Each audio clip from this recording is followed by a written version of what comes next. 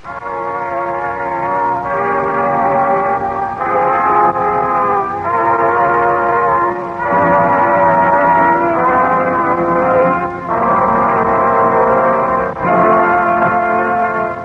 now present George Edwards in Frankenstein.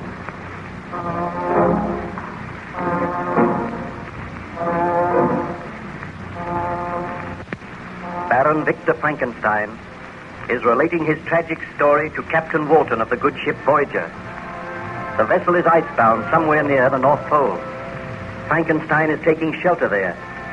He told the captain of the creation of the monster and of events leading up to the monster's escape and the murder of Julio.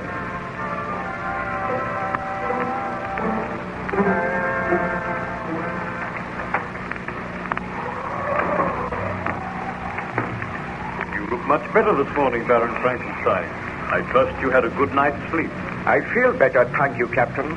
Tell me, what happened after you discovered the body of your servant Julio? I recall it quite clearly. My friend Ernst Clerval and myself were in the laboratory.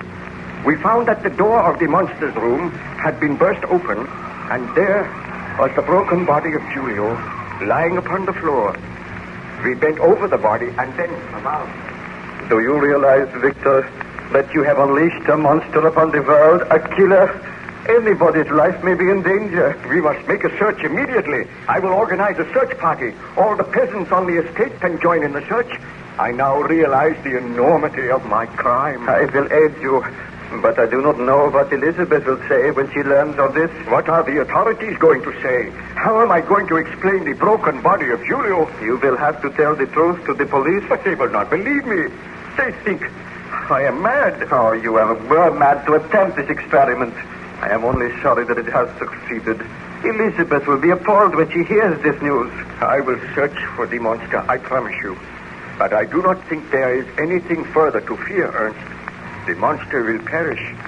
I wish that this were only a dream, some horrible nightmare, and I could awaken to find it was not true.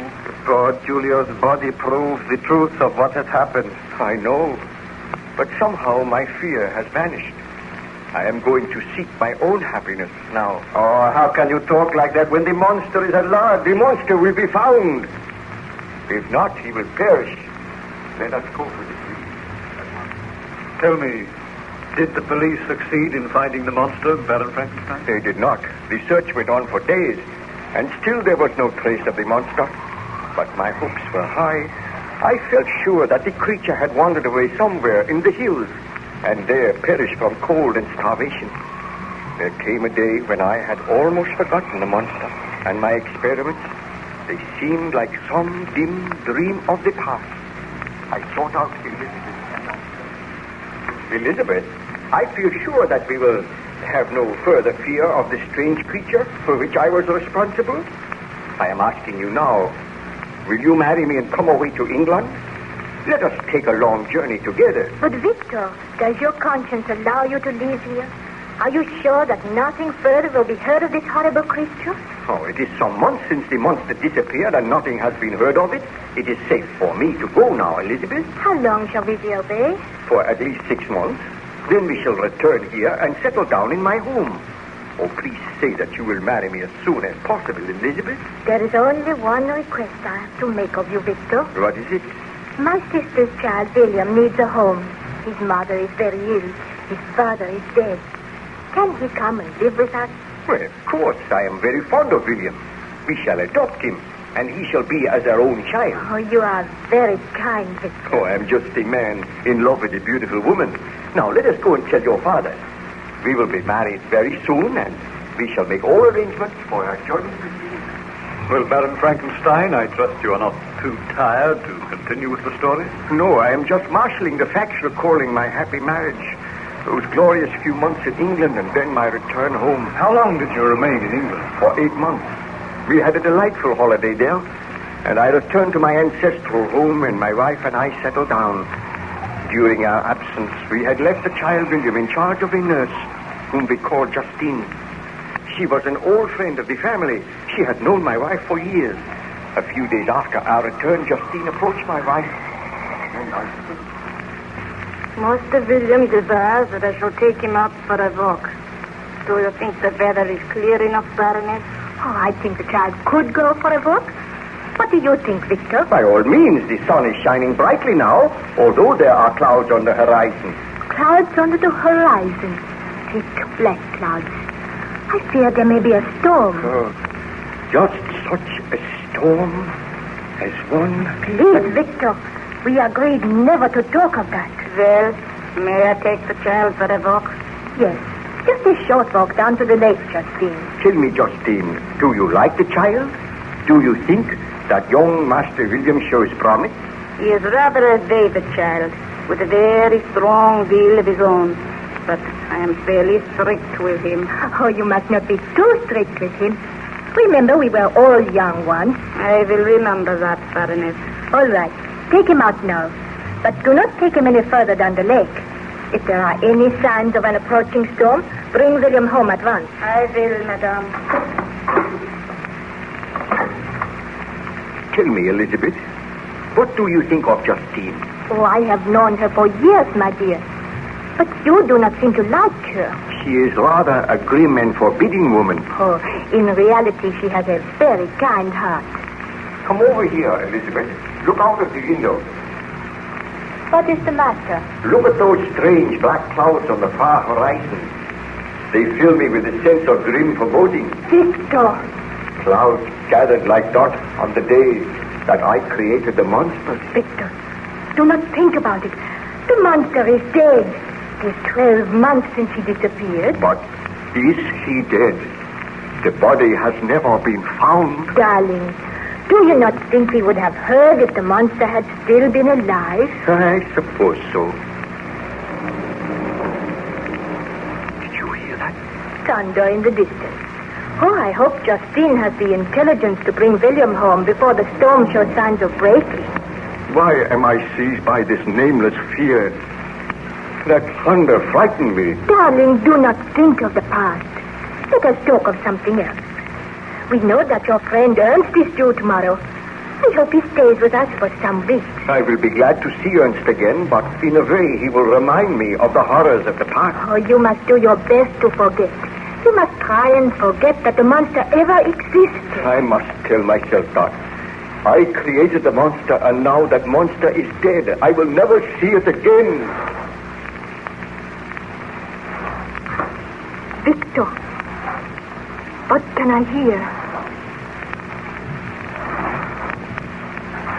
That dreadful sound. Strange, dragging footsteps. The footsteps are approaching this door. Oh, Victor, I am frightened. The footsteps have stopped. Victor, what can it mean? Look, Elizabeth. The door is opening slowly. So slowly. Frankenstein, my master. We meet again. The monster. This cannot be. I told myself that the monster no longer existed. It is many months since we have met, my master. And now all that you desire. I can walk. I can move freely. I can think. And I can speak. Where have you been? Living in the woods these many months. Watching other folks. Learning to speak as they speak. And almost dying from intolerable loneliness. I come to make terms with you, my master. Terms? What mean you by that? Victor, he looks too horrible. That awful face. Those long, shambling legs. Tell me it is not strong. Calm yourself, please, Elizabeth. I am an object of hatred and scorn and derision wherever I go. You did this, Frankenstein. You gave me life, but a life which is filled with misery. All men, all women turn from me. Why did you give me life so that I may suffer? If I had a gun, I would put an end to the life which I gave you. I would destroy you. I do not wish to die. I wish to live. I wish to be happy as other men are. Why? What do you ask of me? You made me. You gave life to me. Now make a mate for me, a woman who may share my life with me. What you ask is impossible. It shall be my mission in life to destroy you. Did you not kill my servant? That matters not. We will talk of this again. I have come to make a bargain with you. Give me a companion, someone to share my loneliness. Why should I not know happiness as others know it? Victor, you must not grant his request. Fear not, Elizabeth. I will never grant it. So be it, Frankenstein. You and yours shall suffer for this. What mean you, by God?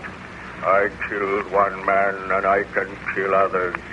And unless you heed my demand, unless you fashion for me a mate, then you and all your family will suffer. I will kill them just as I killed that man. I will kill all who stand in my path. I will leave a trail of death and destruction wherever I go. But I will not kill you. You shall live on until I bend you to my will. The creature shall rule the master. Foul monster. I shall kill you now. That puny American. Victor, be careful. He is not dead. He laid his hands on me, and I hurled him away. Rise to your feet, Frankenstein. I am powerless to destroy the thing which I created. You are powerless. We shall meet again. You have refused my demand, but you shall hear from me. Farewell, Frankenstein. Victor, do not go after him. He will kill you. Elizabeth, what can I do? You heard his threat. Let us gather the villagers together so that by uniting we may destroy him. One man cannot prevail against him, but many will succeed in killing him. You are right, Elizabeth. I swear that the monster of my creation shall die tonight. Did you succeed in finding the monster that night, Baron Frankenstein? Ask me no more now, Captain Walton. I am tired. I must not overtax my strength. Let me rest now. You will rest now, and I will write the notes of your story in my journal. So be it. Come to me tomorrow, and I will tell you of the horrors which befell me.